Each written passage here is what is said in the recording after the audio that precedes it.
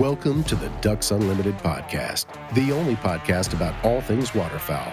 From hunting insights to science-based discussions about ducks, geese, and issues affecting waterfowl and wetlands conservation in North America, we bring the resource to you. The DU Podcast with your host, Dr. Mike Brazier. Well.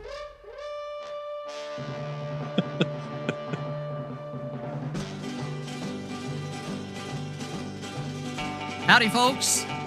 Everybody that's listened to the podcast before will know what that sound means. It means that we are going to be joined today by our favorite guest from up in Canada, Dr. Scott Stevens with Ducks Unlimited Canada. Scott, you weren't expecting that, were you? I wasn't, but I appreciate having walk-up music.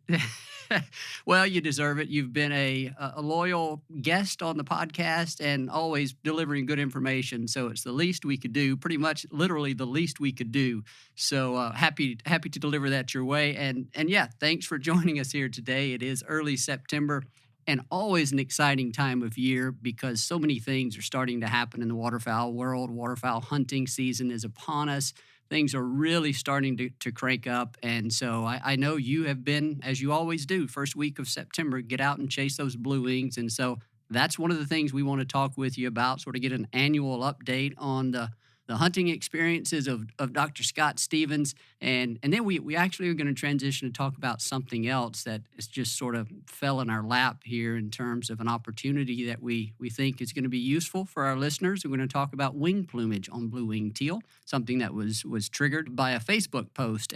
And so said, well, let's just see if we can talk about this. So Scott, I guess let's just launch right in. Give us the lowdown on your travels out in the field last week, chasing blue-winged teal. What did you see? How successful were you? Yeah, I did find pretty good success, but I definitely had to adapt. I went to a different location than has been my usual location over the past number of years. So, with the drought that we're experiencing here across the whole prairie pothole region, but definitely across the Canadian prairies, I had to adapt my tactics. And I think that's probably going to be a key feature for anybody that's coming to the prairies to hunt this fall is if you've done it before under normal water conditions, you're going to have to adapt and do things a little differently. So I had to do that. I ended up in a different location because there was better water in the alternate location. And, my recipe is if you find the right water depth, which in my mind is about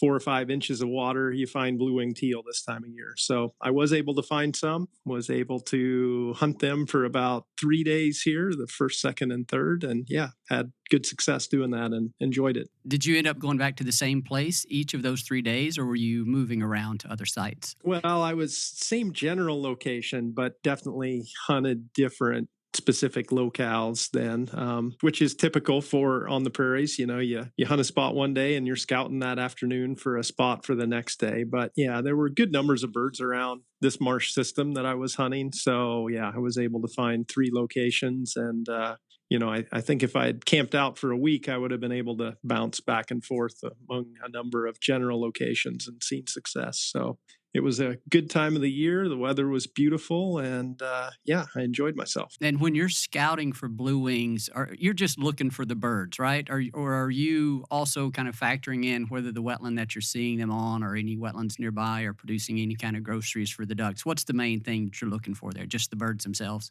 Yeah, I'm just looking for the ducks. If I had the time to get out in those locations earlier in the year, I might look at groceries, but many of the places that I'm hunting, the primary food that I believe the ducks are feeding on is sago pondweed. Mm. So, that's a submerged aquatic plant, that grows in many of the wetlands across the prairies. And yeah, when you find it, you tend to find blue wings and a whole number of ducks take advantage of that. So, but I was looking for the ducks. So, driving around, I went out in my kayak and took my binoculars along with me.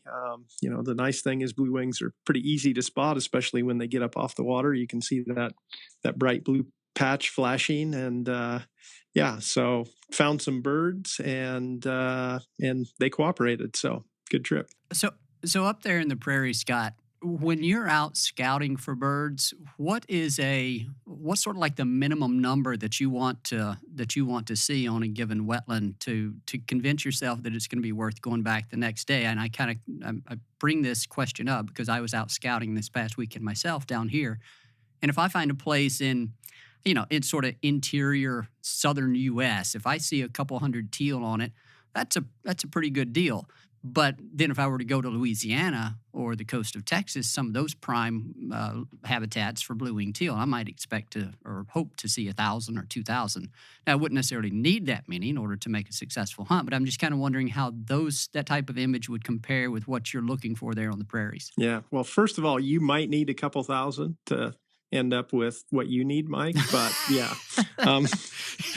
yeah, I think I would. Okay, fair enough.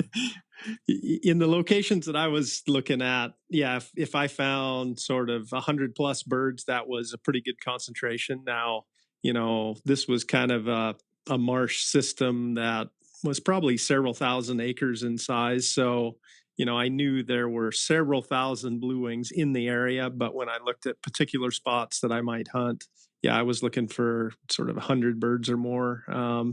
And I even spent some time, one afternoon setting on the edge of the marsh and just watching kind of traffic and seeing how many birds were trading by and that kind of thing. So, that helped increase my confidence that there were appropriate number of birds in the area and they were moving through the areas that I planned to hunt. So, yeah.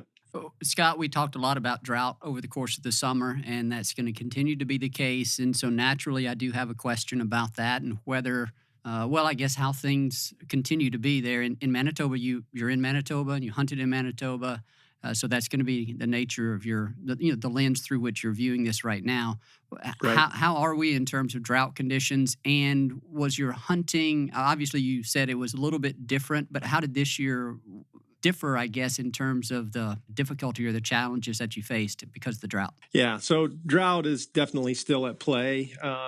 Over the past several weeks, we've got a couple rain events, maybe an inch or two at times. I know there were some areas that maybe got 3 inches of rain across southwestern Manitoba.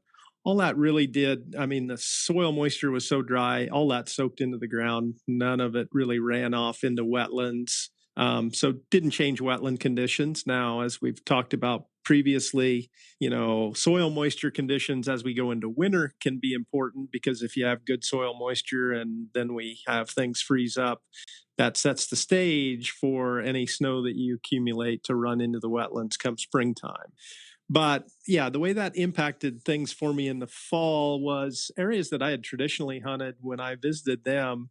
There was maybe a whole quarter section of land. It was DU owned land that was covered with water, shallow water, and was wetland, and all of that was dry.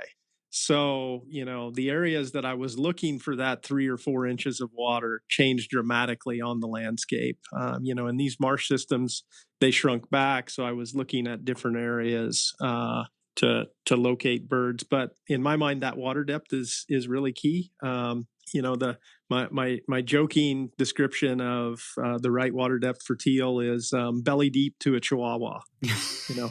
That's what you're looking for when you're hunting blue-winged teal. That's good. That's a good way to describe it for Dr. Tom Mormon. He can probably relate to that. Yeah. I think his retriever is a chihuahua. So yeah, that's perfect for him. He just sends the dog out, and if it's belly deep, he's good to go. That's right. So yeah, the way that impacted things is where you found that water depth in these marsh systems. Some marshes were just dry, but where you found that depth changed on the landscape. And so you had to scout and find where you were getting that depth where, there were things like sago pondweed growing and where birds were stacked in. But I think in duck hunting, there are a couple truisms for me, and that's don't argue with the birds. So find where the birds are and where they want to be and go there. And then ducks don't like getting shot. So, pressure is important too. And if I'd hunted the same spot for several days, I would drive birds out of there, which I did not do. Scott, were there any notable observations about other duck species that would be worth mentioning here? I know blue wings were going to be your focus, but you can't help but see some of the other birds. But anything notable in that regard? Yeah, I guess what I did notice, I was in a little bit different area, but in the past, I've seen good numbers of mallards. They're all sort of brown, and still in molt and eclipse plumage this time of year. But I did not see many mallards. In the past, I would see flocks of several hundred mallards field feeding in the afternoon and evening. And, they're not a target this time of the year for me, but I did not see that, so I saw a few ducks in the marsh, some mallards, some gadwall, a few pintails, but definitely not the numbers that I'm used to seeing, under more normal water conditions. So yeah, I think my observations lined up with what our expectations had been, which there will not be as many ducks. They will largely be adult ducks. So, as I was shooting blue wings, at least, was looking at sort of age ratios, and that maybe is the transition to our next topic if we're ready to go there. Sure, we're ready. Yep, we are. That was next on my list. When you're harvesting blue wings in the fall, the cool thing about blue wings is you can tell the age and sex, and age being either a young bird that was hatched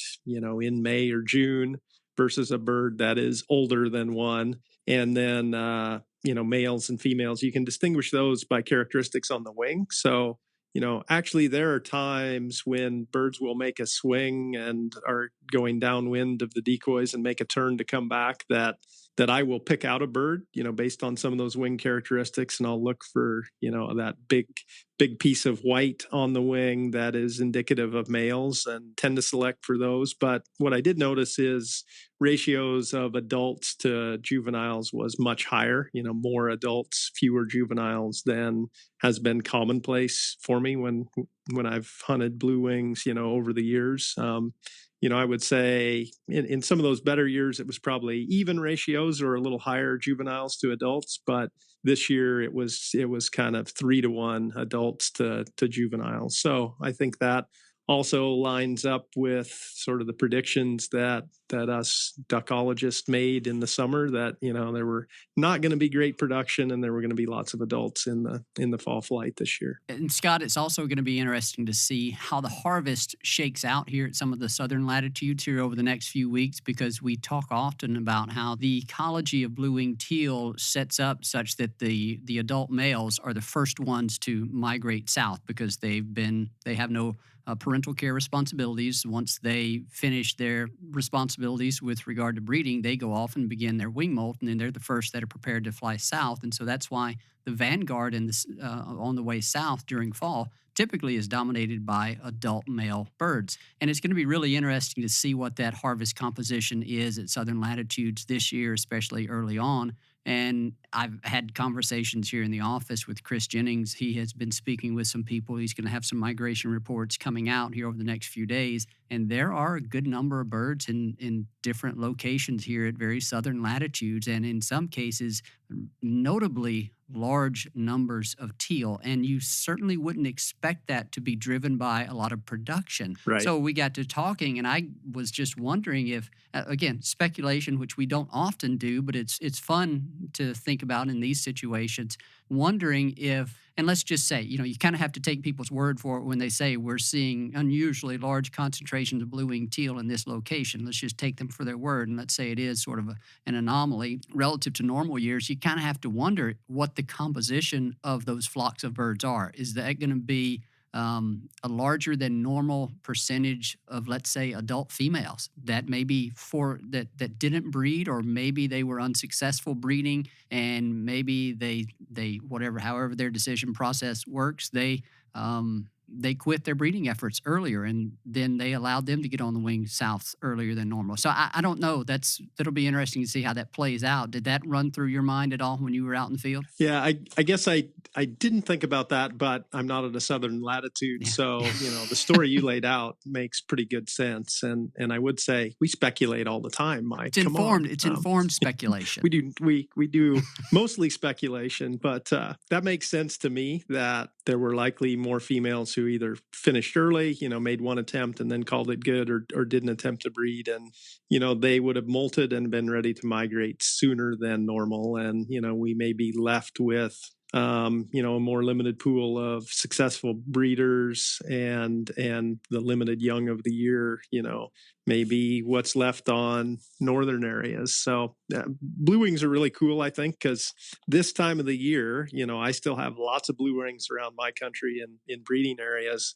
And I know we have blue wings in Louisiana and probably blue wings showing up in Mexico right now. So, it's a time of the year that, at least for this species, we have a distribution really across the whole continent, which I think is cool. It's one of the reasons I have an affinity for these little blue-winged ducks. There certainly are cool birds, and we featured them in one of our species, our first ever species profile here earlier this week. Maybe it was last week, and that was a fun little bird to discuss for a number of reasons, many of which we've kind of already touched on here. But given what we spoke about a minute ago, speculating on maybe the birds that we're seeing at southern latitudes this time of year, this year might have a higher percentage of females, might all be adults, you might have overall lower young in the bag.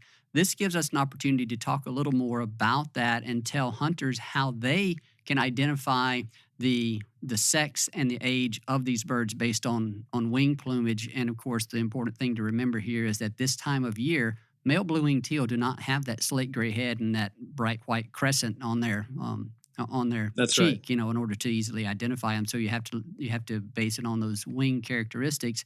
And so I want to transition here. We'll try this try to share a bit of education in this regard, and maybe we're going to post some material in the show notes for this particular episode where people can go online, see pictures, learn more about it. But this was, as I mentioned at the outset, triggered by a Facebook post that I put up last week. I think I was actually promoting our blue-winged teal species profile, and I included in that post a photo of a flock of blue-winged teal. It was a photo that was taken by Michael Furtman, very generous in allowing us to use some of his photos for various promotional purposes here. And it was a photo that showed this flock of teal, all but one were drakes, and the teal were banking in a way that allowed you to see those wing patterns that you talked about, where sometimes you will look for those wing patterns before you pull the trigger and try to harvest a drake. And so in my post, I put something out there. It said bonus points if you can tell me how many of these birds are adult males. Of course, the males, given the picture that I posted, it was taken in the spring. And so you could see the bright white crescent slate gray head. So identifying male from female was easy. But in order to determine which was, and this is kind of where I messed up with my wordology, is I used the terms adult versus juvenile. And that's kind of another part of this story that we'll get to here in a minute. But that post stimulated quite a bit of comments and questions about people wanting to know how you can actually identify males from females, or in this case, the young of the year, the adults versus juveniles. And so let's attempt this, Scott. And like I said, we'll have some photos that people can reference that we'll attach or link to in the show notes. And so when we're looking at these wings, this time of year, let's first help people identify if it's a drake or a hen.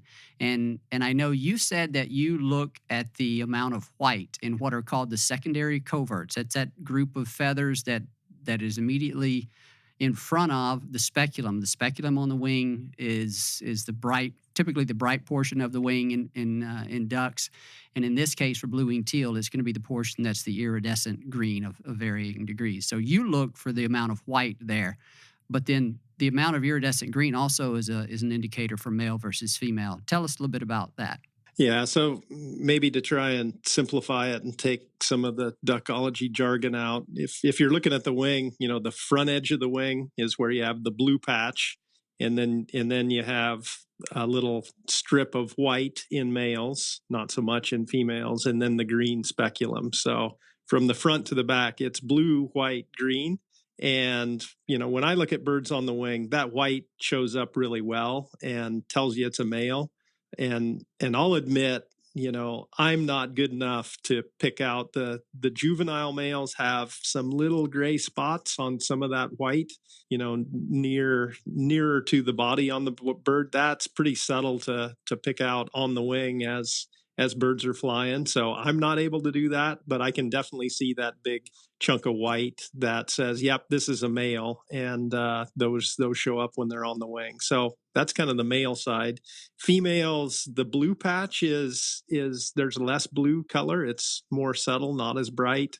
And then the white, there's more brown and gray and blue than there is white, even on adult females from my perspective. So, if you see a bird and it's kind of light blue on the leading edge of the wing and you don't see much white, good bet that's a female. And the males, that white shows up really well. Yeah, the other part of that I mentioned at the outset is the degree of the iridescent green. All males have bright green iridescent, and the females it's more of a dull green or iridescent green. That's another good tell for males and females. And then yeah, that as you said, I'm not going to attempt to differentiate adult from juvenile females. You kind of have to look at pictures, and like I said, we'll have some links and people can go look at that. There are some different patterns on the feathers that can help you differentiate adult from juvenile in the females. But yeah, typically the males are a bit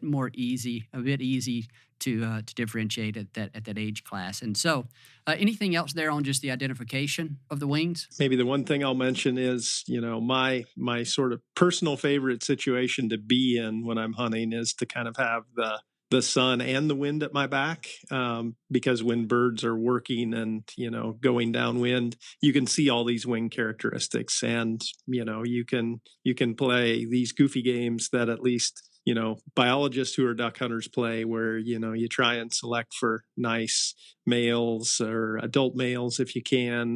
With blue wings, that's probably just luck if you end up with more adult males than juvenile males. But yeah, you can definitely play those games better when you have the advantage of having good light and the birds working downwind with the sun at your back. So one of the other things I want to do here before we close out is address the other aspect of the Facebook post that generated some questions and confusion, admittedly, on the part of some people, because as I touched on a minute ago, I asked the question, a little quiz that I posed was how many adult versus juvenile drakes are in this photo.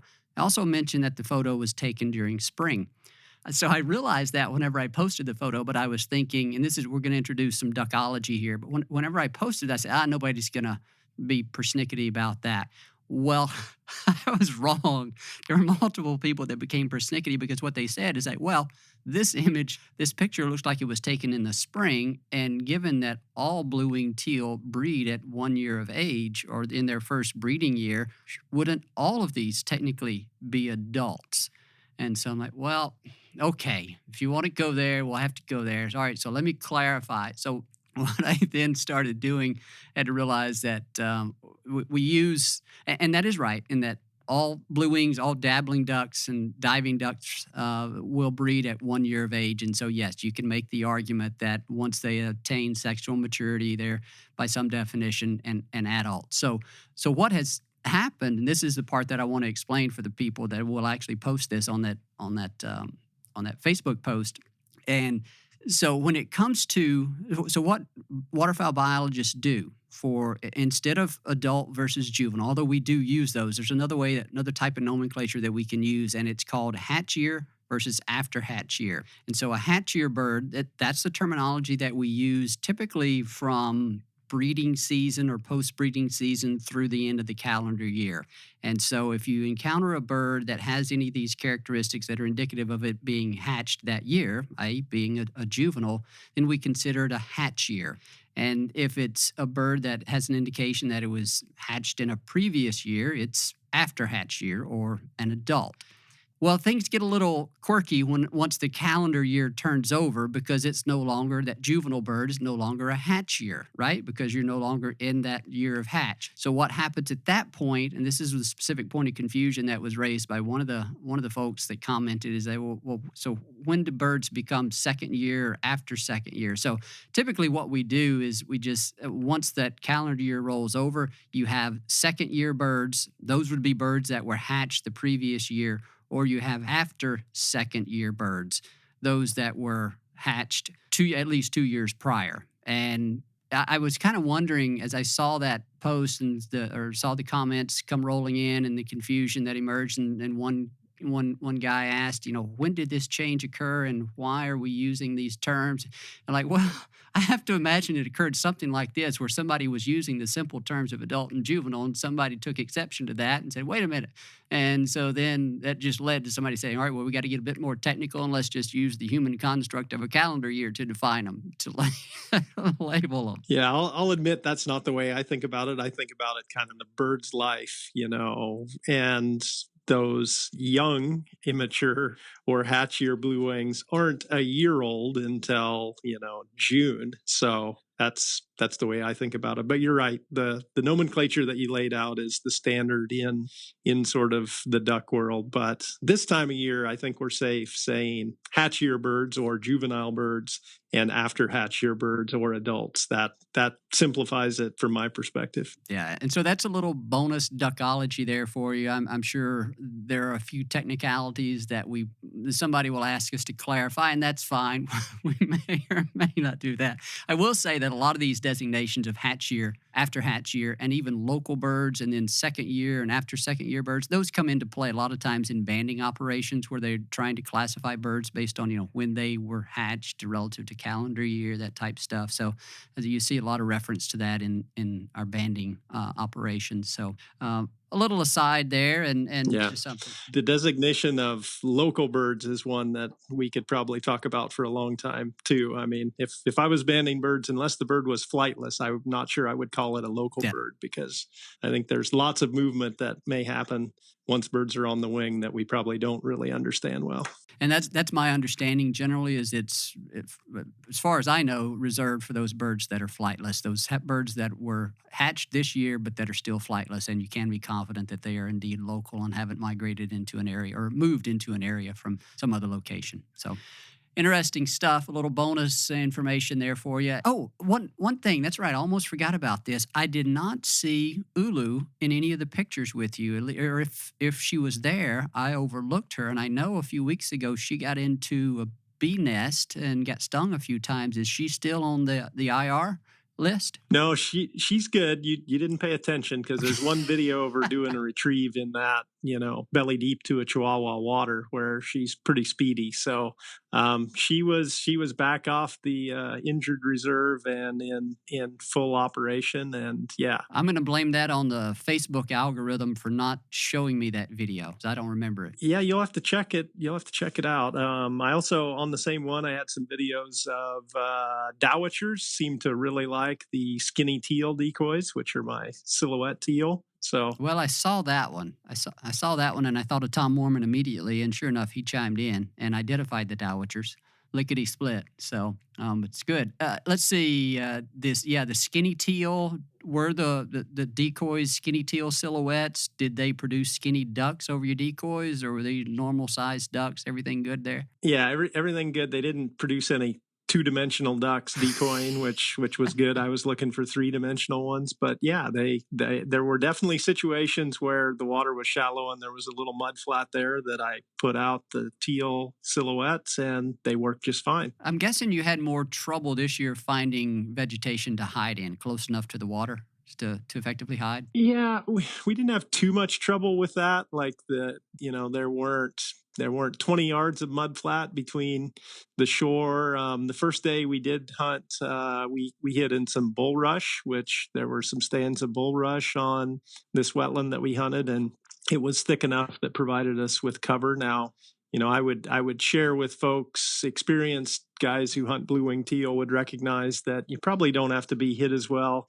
to hunt blue wings as you do if you're hunting late season mallards. I would admit that. So, I'm not quite as persnickety about how well I'm hidden with teal, because they just don't seem to care as much. But yeah, I was able to find hide, so it all worked. And then you are planning to get out a few more times here over the next couple of weeks? I'll probably get out at least one more time focused on blue wings, and then I travel to Saskatchewan to chase some cranes and some white fronts and some other things like that. So the season transitions quickly, but yeah, you won't see me pass up blue wings any chance I get at them, because, in addition to them being great ducks that I love seeing on the wing, they're also the best eaten duck in the marsh at this time of the year, at least in my location. They're super fat as they're preparing to migrate, and there's not a better eaten duck out there right now. And last question, do you have any read on the status of the US-Canada border right now? I honestly haven't paid any attention to that. Yeah, it's still open. If folks are traveling to Canada, there are definitely a number of hoops to jump through with showing up with a negative PCR COVID test. If you're flying,